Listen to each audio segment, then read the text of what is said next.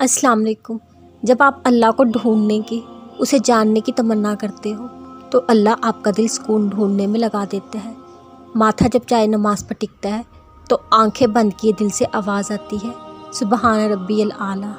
جب آپ کو اللہ کو کھوجنے کا راستہ نہیں ملتا تب اللہ خود آپ کے سامنے آتا ہے، کبھی یقین بن کر، کبھی دل کا سکون بن کر، کبھی تاریکی میں معجزہ بن کر اور کبھی زندگی میں کوسے قضا بن کر۔ دعاؤں کے معاملے بھی بڑے نرالے ہوتے ہیں۔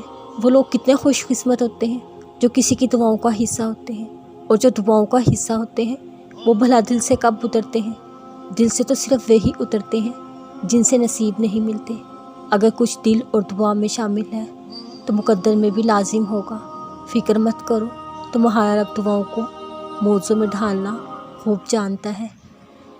تم اللہ کی مان لو، وہ تمہاری مان لے گا۔